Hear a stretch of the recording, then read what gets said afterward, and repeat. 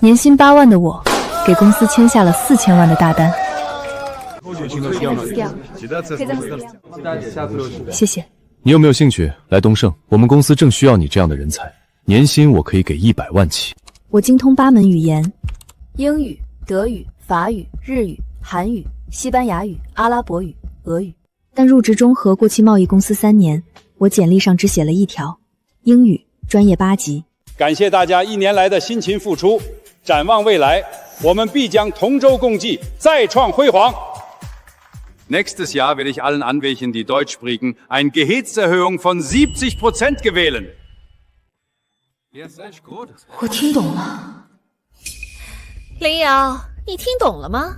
没有，我不会德语。也对，你就会个英语，年薪才8万，可怜。涨薪70%，我告诉自己跟我没关系。瑶瑶，老板刚才那句德语你肯定听懂了吧？70%啊，你怎么不举手？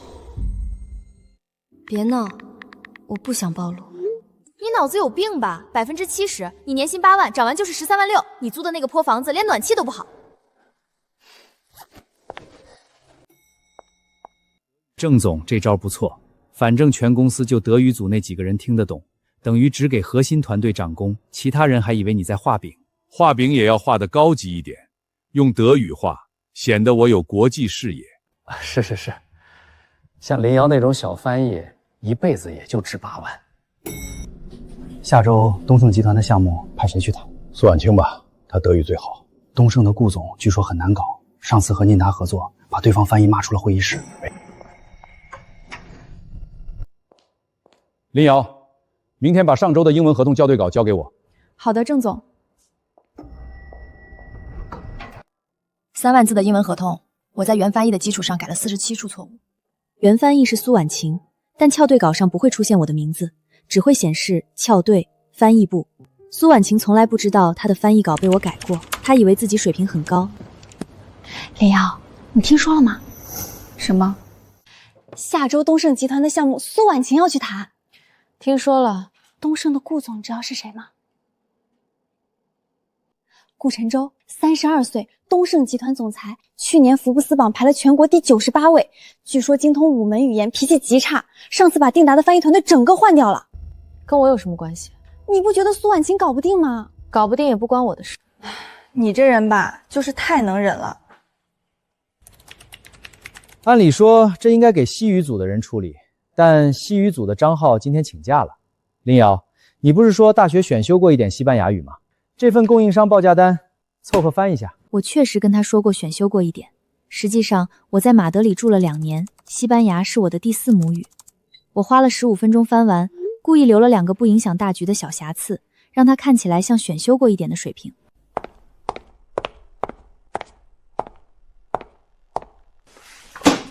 林瑶，帮我把这些英文资料整理一下，我要准备下周东盛的项目。这不是我的工作。怎么不是？你是翻译部的人，我是你的组长，我安排你做事有问题吗？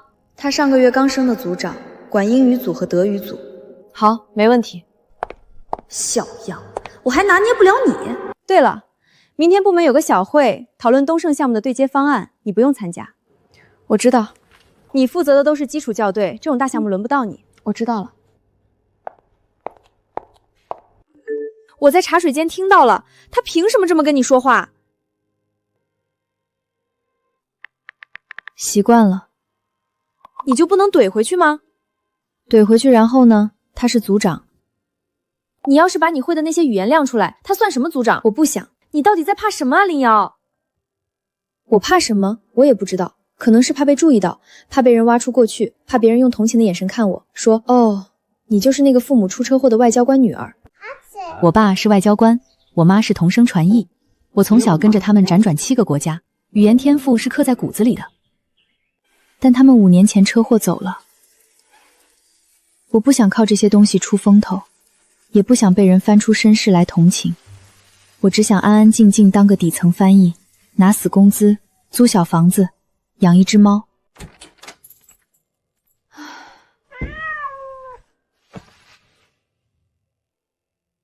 年糕，我今天又帮苏婉晴改了47个错误，她还是不知道。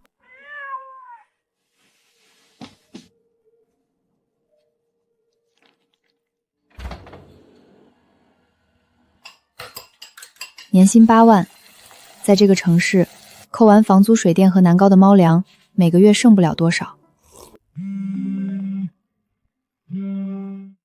喂，您好，请问是林瑶女士吗？是我。我是万和律师事务所的周律师。关于您父母留下的海外资产清算，有一些文件需要您到所里签字。我说过了，那些东西我不要，全部捐掉。林女士，您父母在苏雷市的账户里……我不要。周律师，谢谢你，别再打了。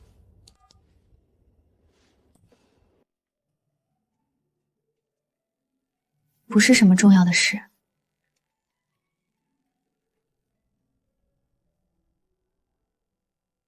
顾晨舟本人精通德语和印语，他的助理团队还有法语和热语翻译。我们这次谈的是中东市场的供应链合作，涉及阿拉伯语的部分由对方处理，我们只需要做好德语和英语的对接。你有把握吗？当然，我在德国留学3年，这种商务谈判不在话下。苏婉晴的德语确实不错，日常对话没问题。但我翻过她之前的翻译稿，她的商务德有一个致命的习惯，喜欢用直日，不注意德语商务信函中的敬语层级。算了，不关我的事。整理好了，已经全部按照标准整理好了，凑合吧。婉晴，东盛那边提前了，顾晨舟明天下午就到，你准备好了吗？提前了，资料我都看过了，没问题。好，明天你带一个人一起去做现场翻译支持。我带张浩吧，他德语也还行。张浩还在请假。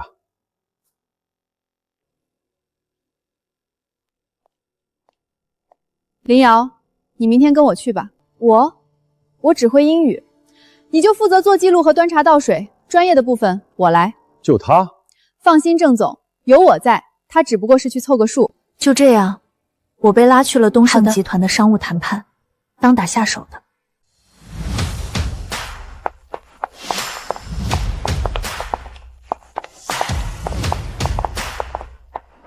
请问，2位是中和国际的吗？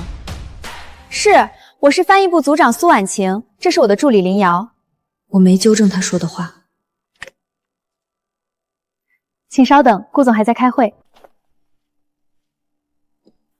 林瑶，一会儿进去你就坐边上记录，别乱说话，别出声，听懂了吗？听懂了。还有，称呼顾总的时候要用您，眼神不要乱飘，这种级别的人最不喜欢不专业的表现。好的，我记住了。苏女士，顾总请你们上去。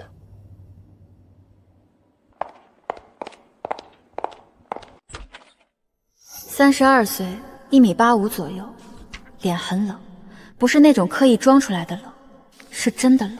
坐。 In der letzten Reservation mit uns wurde in 3 Stellen des Augereiz die Sud-Tarifdaten auf 2020 eindatiert. Jetzt ist es 2024, was bedeutet das? 顾总，那份方案是出版。我用德语问的，请用德语回答。我不想做翻译中转，浪费时间。 Dieses Konzept ist die erste Version. Wir werden die Daten aktualisieren. Aktualisierung. Wer von euch hat die neuen Sodrichten für EU-Importe auf dem Nahostmarkt im Jahr 2004 untersucht? Die Änderin der Artikel 3 und 7 befördern direkt ihren Preisforce um 15%. Wissen Sie das? 我知道，因为那份英文背景资料里提到了这个政策变动，我在整理摘要时专门标注过。但苏婉晴显然没仔细看我的摘要。Das muss ich noch mal überprüfen. Haben Sie sich nicht vorrand informiert? 你的德语敬语用错了3次，第1次我没说，第2次我没说，第3次，你知道在商务场合连续用错敬语意味着什么吗？意味着你要么不尊重我，要么你的水平不够，哪一种？顾总，我很抱歉。如果中和国际就这个水平，我会考虑换一家合作方。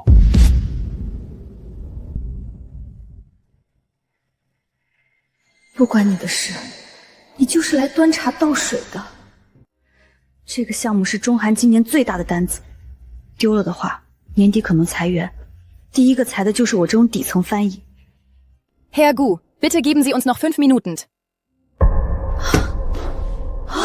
他竟然也会德语。 Wer bist du? Ich heiße Lin Yao, aus der Überseitungsabteilung der Zhonghe International Grundposition. Grundposition? Ja. Die Hand aushält, Tee kocht und Wasser schält, sowas. 5 Minuten. Dat der Verreiting ein Findes in Singereitbürich OCP erreicht man das Probich der Gesteft in das Einregendarei rum gegen eine Malsiosverwaltung Gikarogen. Deine begrifflichen Fügküsten sind sehr stark. Danke. Die Details lasse ich mich von meinem Rechtsabstaling mit Ihnen abstellen. Lin Yao, richtig? Ja. Für einen Bassesjob bist du zu gut.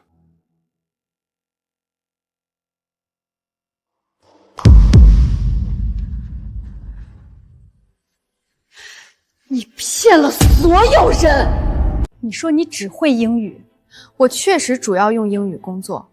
你今天在里面那是主要用英语的样子。你的德语比我好，你的阿拉伯语从哪儿来的？你简历上根本没有。苏组长，项目保住了，不是吗？你故意的，你故意藏着掖着，等这种机会出风头。你以为你在顾晨舟面前表现一下就能怎样？回到公司，你还是那个基础岗。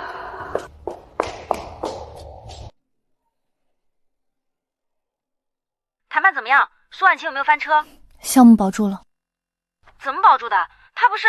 等等，是不是你？回去再说。林瑶，你终于出手了！我不想出风头，真的不想，但我也不想失业。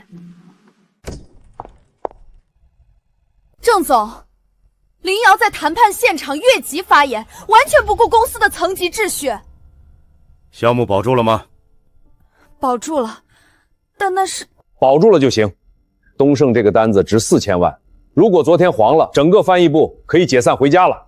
郑总，他骗了公司，他简历上只写了英语，但他明显精通德语，这算不算简历欺诈？他有没有说过自己不会德语？他没有明确说过，但他简历上写了什么语言就只会什么语言。我简历上还没写我会打高尔夫呢，难道我就不会了？行了，回去上班。他的表情告诉我，这件事还没完。林瑶，你的德语水平到底什么级别？还行，日常对话没问题。还行。昨天东盛那场谈判，我听说你全程德语无障碍，还用了阿拉伯语。只是日常水平。日常水平？你知不知道公司招一个像你这样的多语种翻译，年薪至少25万起，你拿8万干了3年。我对目前的薪资没有意见。行，下午2点到会议室来，东盛项目的后续对接需要你参与。陈总，东盛项目是我负责的。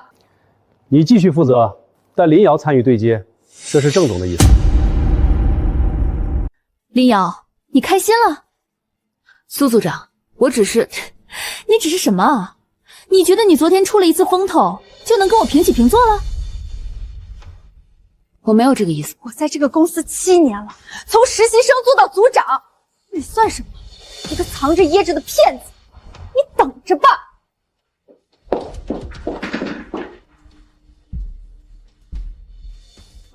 听说了，苏婉晴在办公室骂你，你怎么不还嘴？没必要。你心态也太好了。对了，我刚打听到一个消息，东盛的顾晨舟今天上午打电话给郑总，指明要你做后续项目的对接翻译。指明？对，点名要你。苏婉晴气死了吧？林瑶，东盛那边顾总指明要你做后续对接的翻译，从今天开始，你临时调入东盛项目组。好的，郑总。但你的岗位还是基础岗，薪资不变，等项目结束后再评估。好。东盛的供应链项目分3个阶段，初步框架昨天谈完，接下来是细节条款和合同文本的翻译对接。所有文件需要中英德3种语言版本。林瑶，你能同时处理3种语言的版本吗？可以。3种语言？他简历上只有英语，德语水平未知，万一出了问题怎么办？昨天的谈判就是他的水平，还有问题吗？你翻这么快，不怕出错？不怕，你最好祈祷别出错。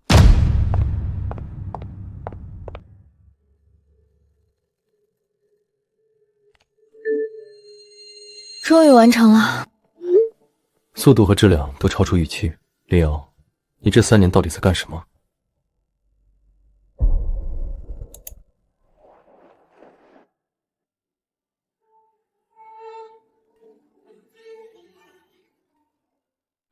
喂，林瑶，是顾晨舟。顾总，有什么事？你天翻的那62页文件，我看了，有问题吗？没有问题。这是我近3年看到的最准确的德语商务翻译。谢谢。你不是基础岗水平的人，我目前的岗位就是基础岗。我知道，所以我很好奇，明天下午东盛有个内部会议，我需要一个会阿拉伯语的翻译到场。这应该通过公司对接。你能来吗？好，可以。你的主人可能要暴露了。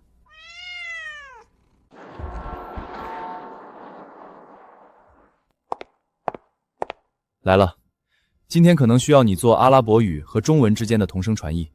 好的，顾总。苏婉晴如果在场，大概会问我，你的阿拉伯语从哪儿来的？答案是，我在开罗住过1年半，跟一个埃及外交官的女儿做了半年室友。هل تم إعادة خطة شريطة بالفعل؟ Is your company's plan ready? Our plan is ready. ساحد هاني شركة صينية مرصود جدا. سنخفض الصهد بنبأ أشهر مع المطى بعد ذلك، وإذا لم يوعب فسنكون بتبغضلها إلى شركة أخرى. 英语、德语、法语、日语、韩语、西班牙语、阿拉伯语、俄语。你会8种语言？在中和拿8万年薪？你觉得这合理吗？这是我选择的。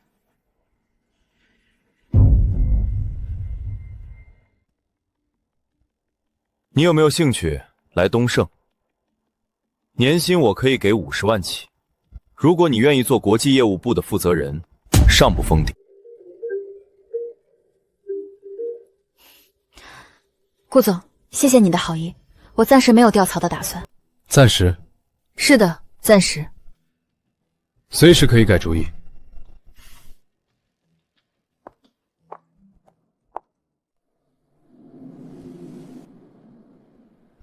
这种名片通常只给对方需要知道你是谁的人。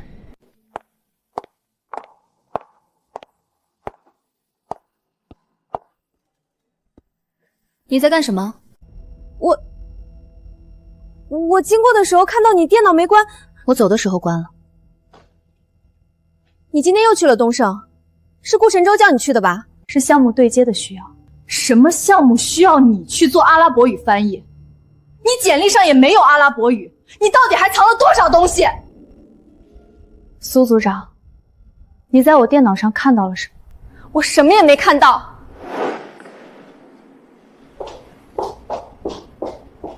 里面有什么？一些翻译练习，法语、日语、韩语的随手翻译，平时无聊的时候做着玩的。如果他看到了这些，林瑶，你今天到底去东盛干什么了？苏婉晴下午在办公室发了半天的疯，她分了你的电脑。我知道。你知道？你怎么不告她？告什么？没证据。你也太……算了，我今天听到一个消息，你要不要听？你说。我在行政部管报销单，这半年苏婉晴单独约陈宇飞出去谈工作，一共17次，每次都在城西那个度假酒店。你品？这跟我没关系。当然有关系。苏婉晴这个人为达目的不择手段，还小心眼儿。她今天翻你电脑肯定不是随便看看，你要当心。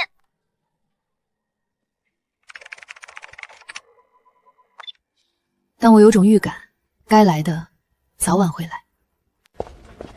公司发现有员工在入职时未如实填写个人技能信息，要求所有员工更新个人资料，如发现隐瞒或虚报，按违反公司规定处理。这封邮件就是冲你来的。我当然知道，苏婉晴在翻我电脑的时候发现了那些多语种翻译练习，她一定去找了陈宇飞。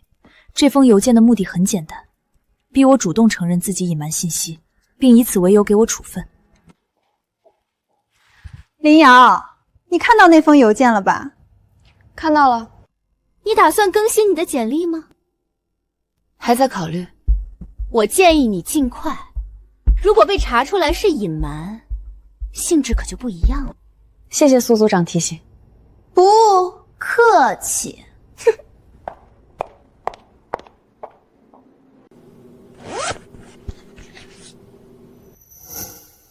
如果你在那里待不下去了，随时。还没到那一步。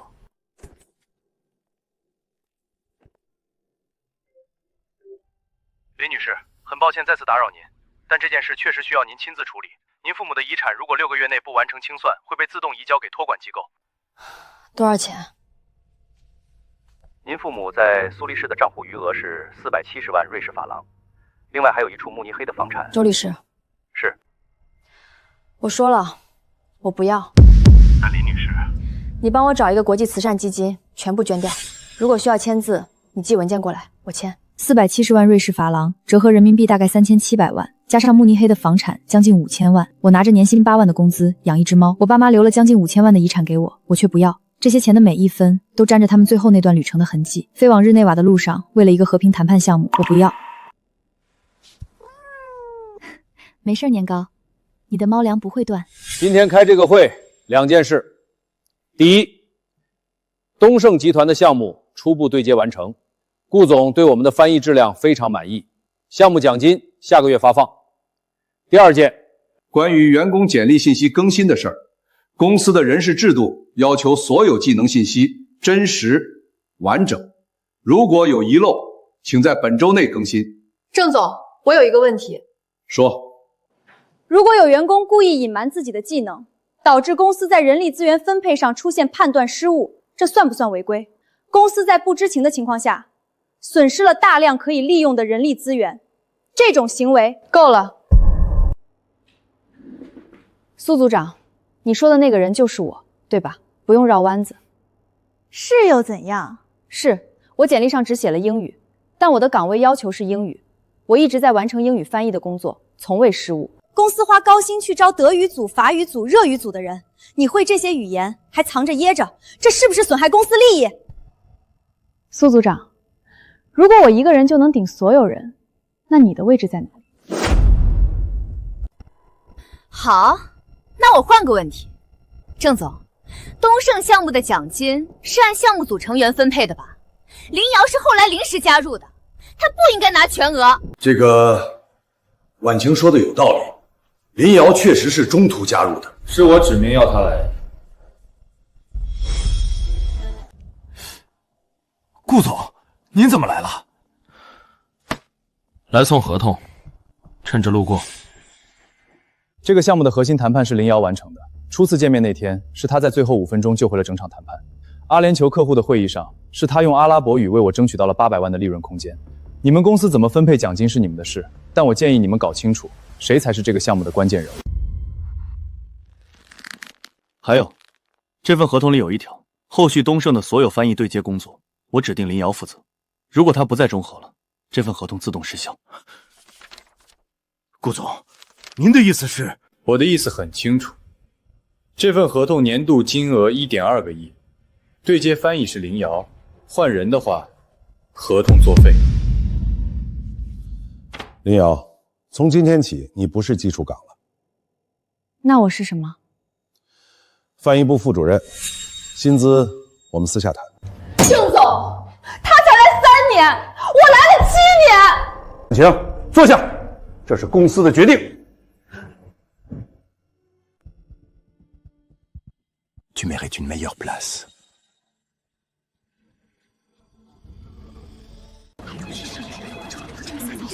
他居然会8种语言，年薪8万，干了3年，他是不是傻？你没看到顾晨泽那份合同吗？指明要他1.2个亿。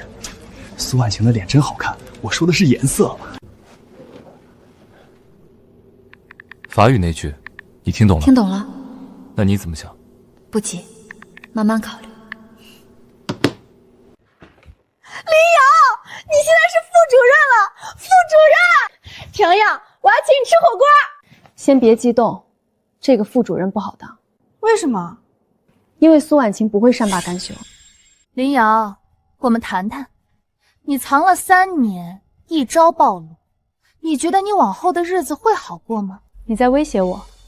我在提醒你，翻译部的人脉、客户关系、内部资源都在我手里。你一个刚上位的新人，什么都接不住。你想说什么？很简单，副主任这个位置你让给我，你继续做你的对接翻译，拿你的项目奖金，我管部门，你管业务，各取所需。如果我不同意呢？那我就让你知道，在这个公司，能力不是唯一重要的东西。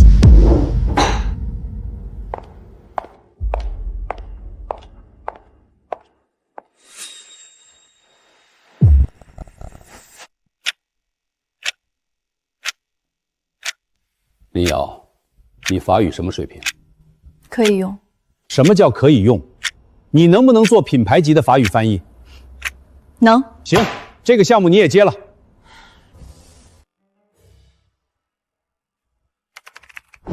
是吗？太好了，我们翻译部的林瑶确实非常优秀。好把酒啊！林瑶，法方的人非常满意，他们追加了一个300万的项目，你这个月的奖金我单独批。谢谢郑总。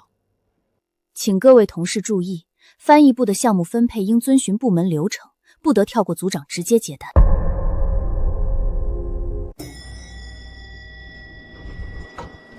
林瑶，你真的会8种语言？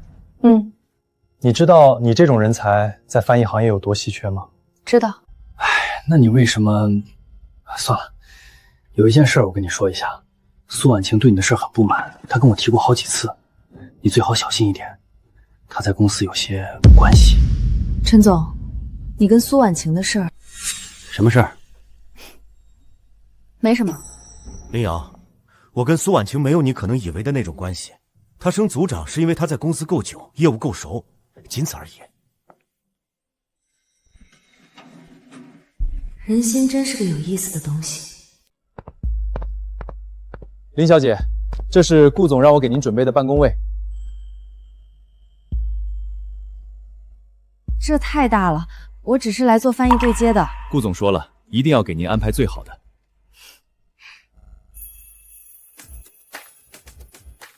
林瑶，你会韩语吗？会。你到底有什么不会的？不会做饭。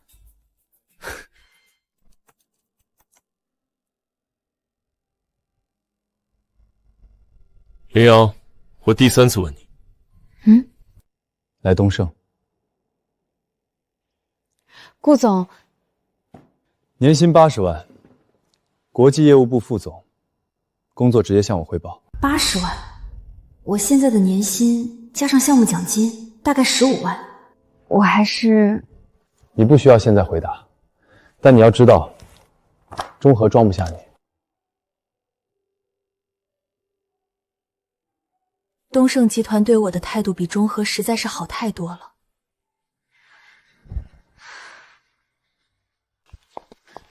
林瑶，出大事了！什么事儿？苏婉晴跟郑浩南举报你了。举报我什么？他说你在东盛做翻译的时候，私自向东盛泄露了中和的内部报价策略。他这是诬告，我知道。但他有证据。什么证据？他说他在你电脑上发现了一份文件，是你和顾晨舟助理方远的聊天记录截图，里面提到了中和的内部报价。可我电脑上根本没有这种文件。他说有，而且他拿去给郑浩南看了。郑浩南让你明天早上到他办公室解释。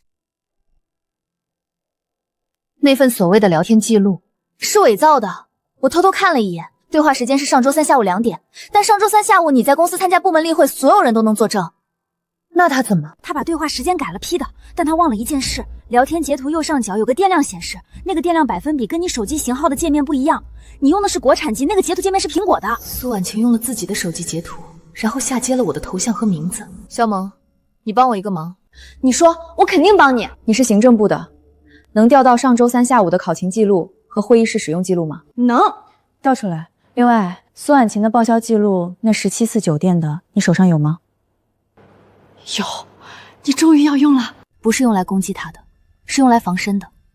如果他咬我，我需要让郑浩南知道他的可信度有问题。明白。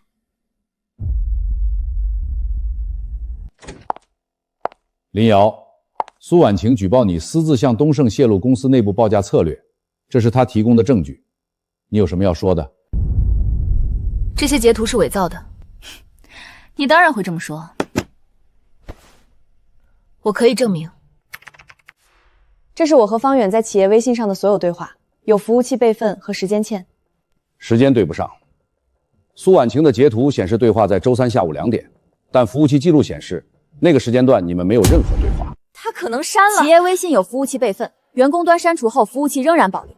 另外，上周3下午2点到4点，我在公司参加翻译部例会。还有，这张截图的手机界面是 iOS 系统，我用的是安卓。苏组长，你的手机是苹果的，这说明不了什么。我入职3年 ，IT 部门的设备绑定记录显示，我从未使用过苹果手机。这些截图从来不在我的电脑上，因为他们是你自己做的。婉晴，你还有什么要解释的？陈总，你说句话啊！晴，这件事你做的太过了，伪造证据诬告同事，严重违规。婉晴，你的组长职务即刻撤销，年终考核降1级。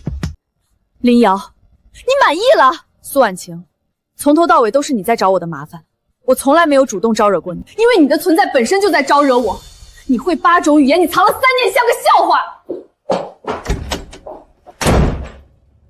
林瑶，关于你的情况，我应该更早重视，公司亏待你了。过去的就过去了。你现在的副主任职位，薪资调整到年薪25万，另外，东盛项目的绩效奖金单独核算。好。还有一件事，顾晨舟是不是在挖你？他提过。你怎么想？我目前还在中和。他知道留不住我，整个公司都知道留不住我，但暂时我还没想走。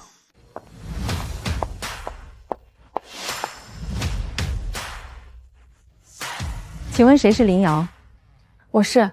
你好，我是华西传媒的制片人邱晓彤，我们想找你合作。怎么找到我的？业内推荐。你最近做的东盛和法国品牌项目在圈子里引起了一些关注。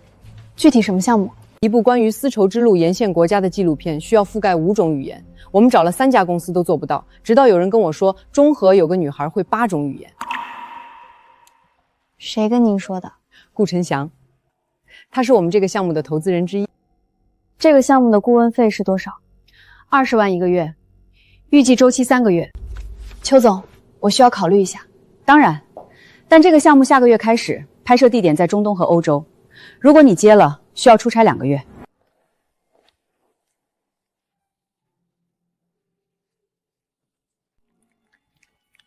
苏黎世账户，慕尼黑房产，巴黎16区小公寓，总价值折合人民币近6000万。我爸说，你能听懂一个人的母语，就能听懂他的心。我妈常说，语言是最好的桥梁。他们把全世界的语都刻进了我的血液里，然后他们走了。每说一种语言，我都会想起他们，而我不想打开这些记忆。华旗那边的邱总找你了？找了。你为什么要帮我介绍这个？因为你需要走出来。你不了解我。我知道你父母是外交官，我知道你的背景。你调查我了？在决定跟谁合作之前，我会了解对方。林瑶，你父母是了不起的人，你不需要为了逃避他们的影子，把自己封在角落里。华旗的项目去看看，丝绸之路，你父母走过的地方，也许你该自己也走一遍。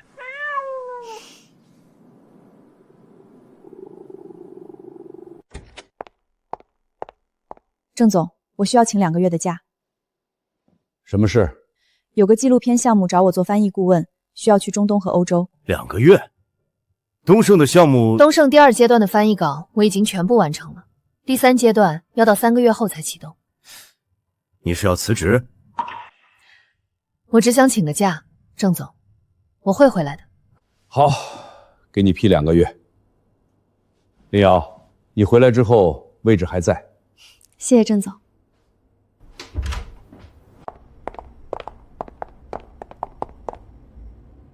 你要出差？去多久？2个月。你知道吗？我7年前入职的时候也是只会1门语言，后来我在职学了德语，拿到了 C1 证书，从实习生做到组长。我以为我很努力了。你确实很努力，但你什么都不用做就已经在我上面了。8种语言，你凭什么？凭我的父母，他们用命换来的。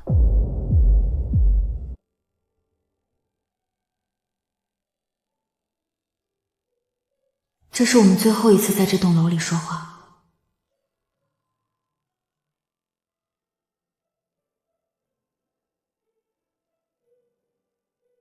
你也在这个航班？东盛在迪拜有业务，你的纪录片项目第1站不就是迪拜？对。巧了，是挺巧。商务舱很空，为什么坐这儿？商务舱不坐多了，想体验一下经济舱。你父母留给你的那笔遗产，你连这个也知道？律师事务所跟我们合作过的，周律师在同行里念叨过一个不肯继承遗产的客户，业内就那么大。所以全世界都知道了？不算全世界，就我一个人关心。8种语言，6000万的遗产，3年的沉默。我不知道这趟旅程会带我去哪里，但我终于开始走了。你就是林瑶，会8种语言那个，来，先翻一段我试试。كل شيء في الحديث هو الوقت، فإن الوقت هو المولود الأول。行了，就他了，比那3家翻译公司加起来都强。أنت سني؟ يبدو أن لها أعرب تنطق وكانها تتعلها في القغيرة. نعم، أشتس في الغيرة كم دا كنت صغير. اللقى عربة في القيرة تدوخ نسم النال جميلة. 当一名游客买下一枚老银饰，古老的丝绸之路便以另一种方式延续着。那些跨越山海的物件，不再只是商品，而是文明交流的信物，诉说着1000年来从未中断的连接与友谊。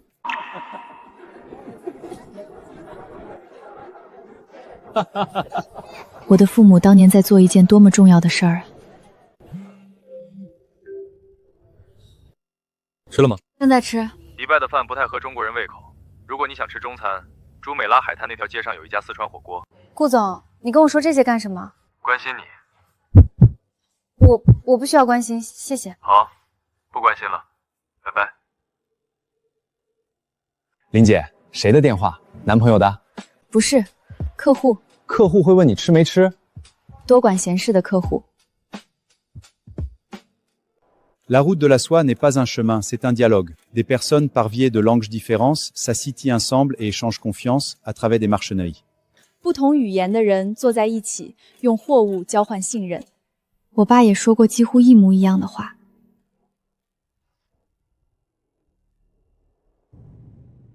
你走之后，公司裁了法语组和西语组，因为郑浩南说有你一个人就够了，7个人因为你失业了，你开心吗？林瑶，别信苏婉晴的鬼话。法语组和西语组裁员跟你没关系，他在故意恶心你。我知道。你还好吗？挺好的。年糕很好，胖了1圈。你快回来，我要养不起了。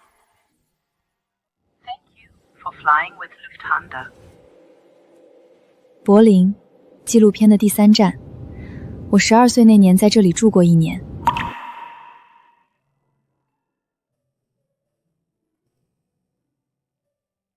在柏林有一个私人收藏家，收藏了一批明代的瓷器，据说是通过丝绸之路传入欧洲的。这批瓷器的主人是一位中国外交官，5年前去世了。他的女儿继承了这批收藏，但一直没有露面。那位外交官叫什么？林振国。林振国，我爸的名字。您说这批瓷器现在在哪里？据我所知，在柏林的一个私人仓库里，保管费已经由一家瑞士律师事务所代付了5年。周律师，原来除了钱和房产，我爸还留了这个。我不知道，他从来没有跟我说过。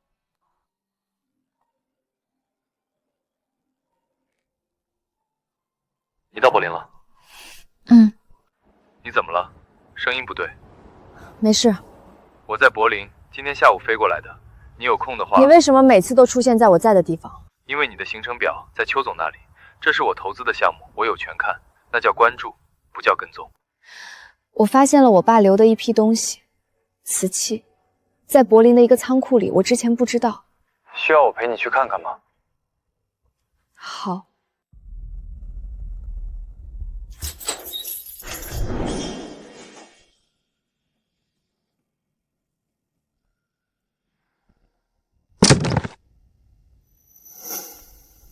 与小瑶同行，2008年，那年我8岁。等爸妈看完这个小摊就去。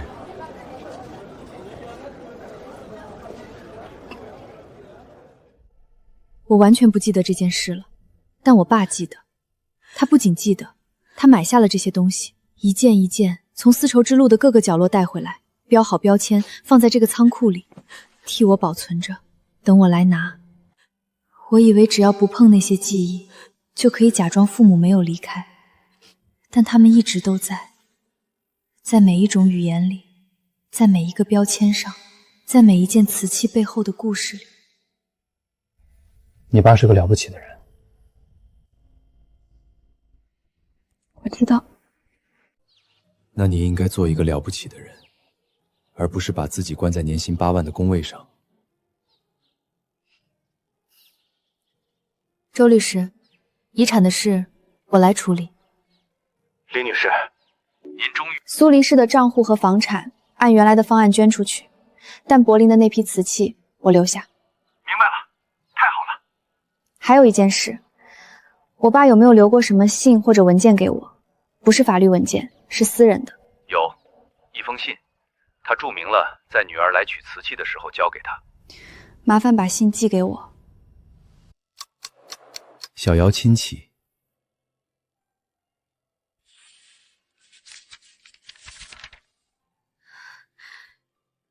小瑶，如果你看到这封信，说明爸爸妈妈已经不在了。我们走后，你大概会把那些语言也一起封起来，因为每一种语言都承载着我们的故事。但是小瑶，你妈妈用一辈子架桥，我用一辈子种下种子，你就是那座桥，也是那颗种子。不要把自己缩在暗处，发光吧，然后去做你应该做的事。爸爸永远爱你。爸爸，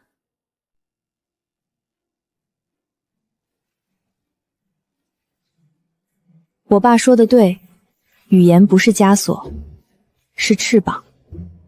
林瑶，你一个人干了5个翻译组的活，我拍了30件纪录片，没见过你这样的人。这部纪录片如果没有你，至少要多花200万请翻译团队。敬林瑶。谢谢大家。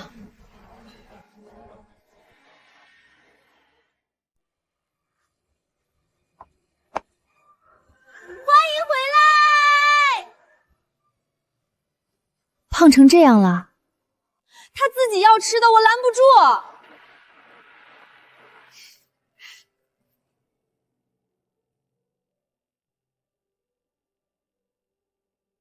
林瑶，翻译部主任的位置空着，这个位置还是你来。年薪多少？35万。好，就这样，我从年薪8万的基础岗用了不到半年时间，做到了翻译部主任的位置。我知道你们很多人对我有疑问，一个藏了3年的人，凭什么一下子当主任？我不解释，从今天开始用成绩说话。每个人的翻译稿我会亲自校对，我的标准只有一个，准确。做不到的，我教你。好严格。翻译不是文字游戏，一个贸易合同里翻错一个数字，可能就是几千万的损失。严格是基本要求。林主任，你真的会8种语言吗？能教我吗？我想学法语。可以，每天下班后半小时，我给你补。太好了！第2天，报名跟我学语言的人就变成了5个。1个月之内，翻译部的整体质量提升了1个档次。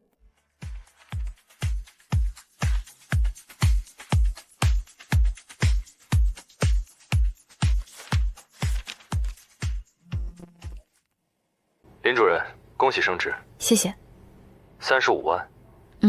我之前可是说给你开80万。我知道。你还不考虑？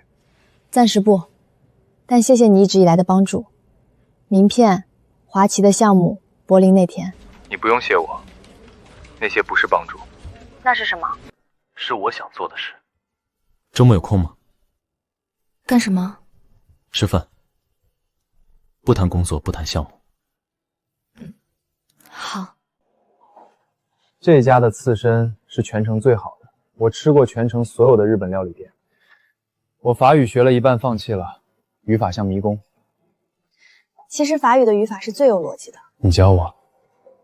顾总，你请我吃饭是为了让我教你法语？不是，我请你吃饭是因为我想见你。林瑶，我说话比较直，从柏林那天开始，或者更早，从你在东盛第一次开口说德语那天开始，我就觉得你是一个我不想错过的人。顾晨舟，你是东盛集团的总裁，我是中和的翻译部主任，我们的世界不一样。我的世界里现在只有你，我每天都想见你。你这个人说话也太什么？太直了。你不喜欢？没说不喜欢。明天我出差去韩国1周。好。你会想我吗？不会，说谎。一点点。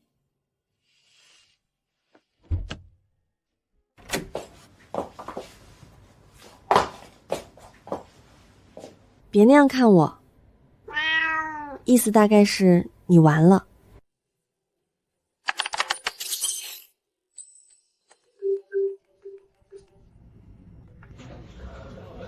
小瑶，你是郑国的女儿小瑶。张伯伯，我在电视上看到你了，翻译顾问，5种语言。小瑶，你爸妈在天上一定很骄傲，你的阿拉伯语，你爸那个开罗腔，我一听就认出来了。小瑶，你爸走之前跟我说过一句话。什么话？他说，小瑶会是比我更好的乔。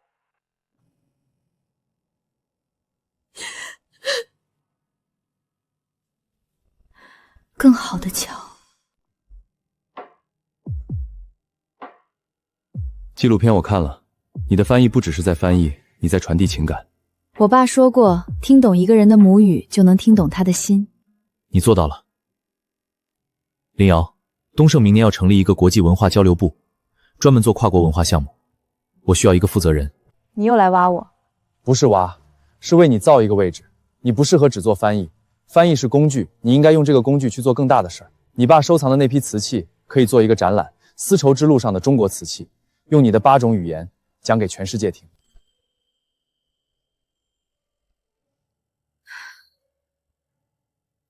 年薪多少？你说个数。你很有钱，但我不想占你便宜。那我占你便宜。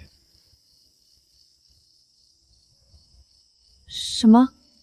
做我女朋友，不要工资了。顾晨舟，开玩笑的，年薪100万，外加项目分红。但是女朋友那个也是认真的。我考虑一下。工作还是女朋友？都要考虑。给你3天。1周。5天。成交。2天后我就给了答案，2个都答应了。林瑶，你是中和历史上最被低估的员工。郑总，也是您给了我机会。机会是你自己挣的。话说回来，年会那天我用德语说的那句话，涨薪70%，你当时就听懂了吧？听懂了。那你为什么不算了？祝你一切顺利。谢谢。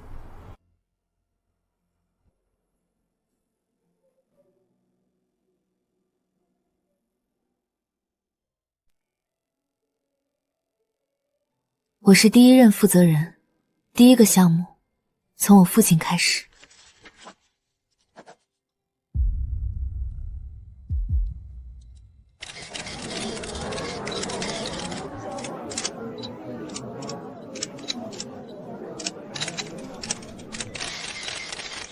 林女士，您精通8种语言，但据说之前在一家贸易公司做了3年基础翻译，年薪只有8万，为什么要隐藏自己的能力？因为我在逃避，每种语言都连着我父母的记忆，我以为藏起来就不会痛，但后来我发现，语言不会因为你不说就消失，它一直在你的血液里，等着你开口。是什么让您最终决定开口的？一封信，我爸写的。他说：“发光吧，然后去做你应该做的事。”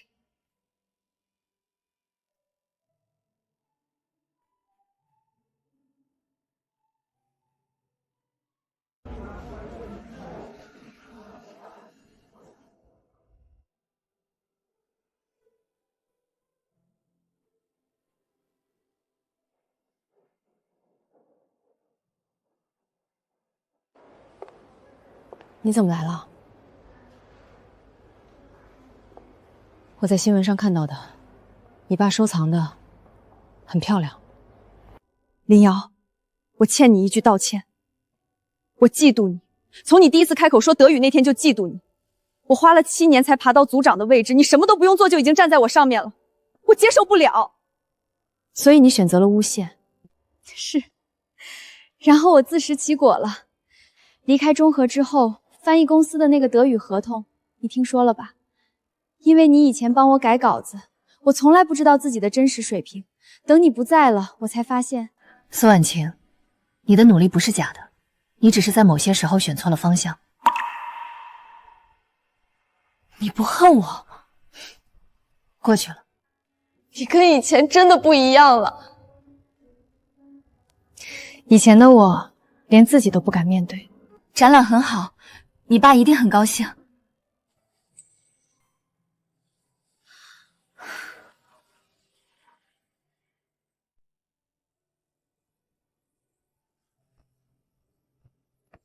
累了，有一点。不要习惯一个人扛。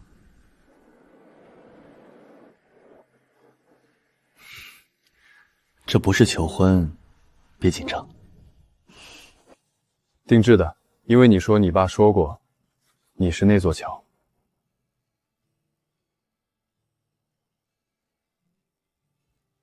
等等，这是9种语言。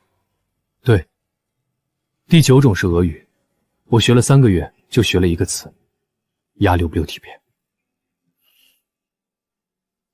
顾晨舟，你这人怎么？太会了。我只对你。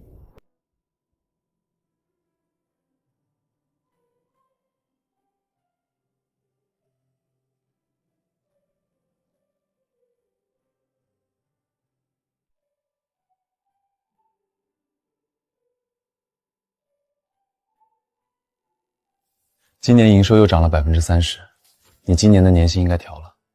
多少？你说。1块钱。认真的？剩下的拿去成立一个奖学金，扶助学语言的年轻人，用我爸妈的名字入名。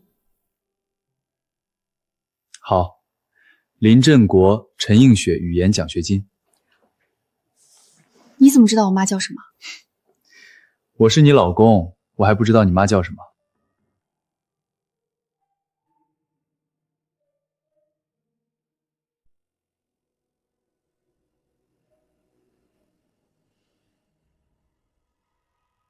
那个时候的我，精通8种语言，年薪8万，养一只猫，拒绝5000万的遗产，把自己藏在最深的角落里，以为只要不说话，就不会痛。